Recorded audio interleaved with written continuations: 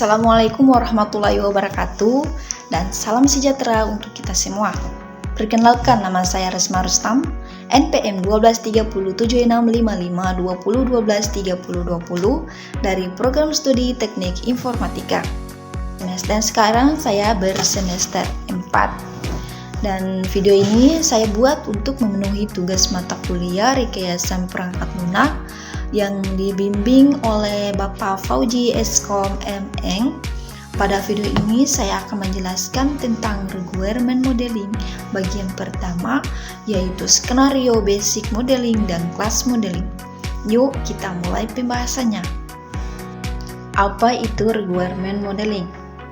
Requirement modeling atau pemodelan kebutuhan adalah proses untuk menggambarkan dan mendokumentasikan kebutuhan pengguna dan sistem sebelum perangkat lunak mulai dibuat.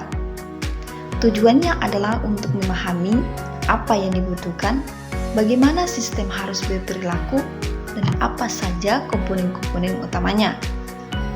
Ada banyak jenis model dalam requirement modeling. Pada video ini kita fokus pada kedua jenis penting, yaitu skenario basic modeling dan class modeling. Apa itu skenario basis modeling?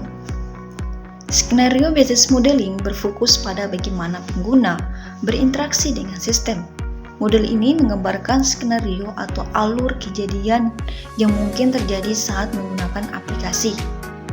Beberapa bentuk dari skenario basic modeling antara lain, poin pertama yaitu use case diagram, menjelaskan interaksi antara aktor, misalnya pengguna, admin, dan sistem. Contoh, dalam sistem pemesanan tiket, aktornya adalah customer, dan use case-nya seperti pesan tiket, lihat jadwal, dan bayar tiket. Use case description menjelaskan skenario secara rinci, langkah-langkah utama, kondisi awal, dan hasil akhirnya. Activity diagram menggambarkan alur aktivitas dari suatu proses dalam sistem. Misalnya, alur dari pengguna, login, beli daftar produk, dan check out. Dengan model ini kita bisa tahu bagaimana sistem akan digunakan dalam kehidupan nyata. Apa itu kelas model? Selanjutnya adalah kelas model.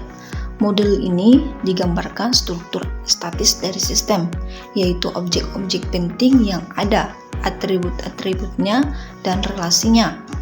Model ini biasanya digambarkan dalam bentuk UML, kelas diagram.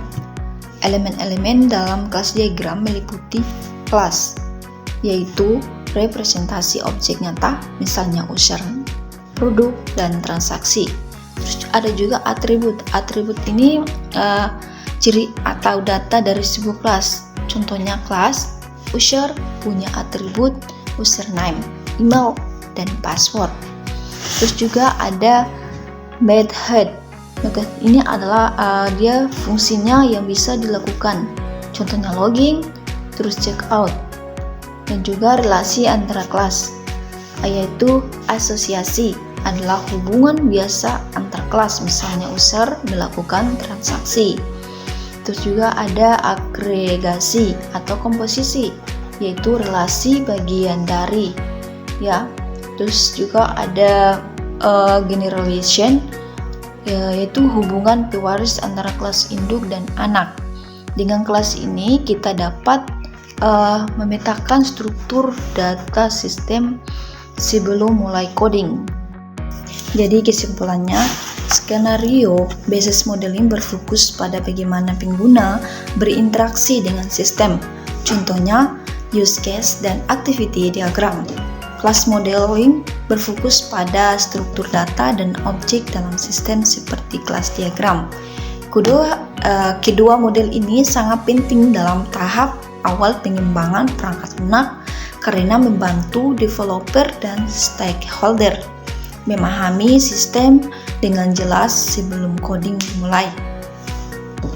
Demikian penjelasan saya mengenai requirement modeling bagian pertama, yaitu skenario basic dan class modeling. Semoga penjelasan ini bermanfaat dan bisa membantu teman-teman dalam memahami materi. Saya ucapkan terima kasih atas perhatian dan waktunya. Dan mohon maaf apabila ada kekurangan dalam penyampaian.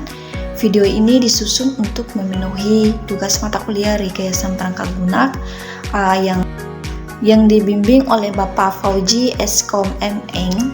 Wassalamualaikum warahmatullahi wabarakatuh.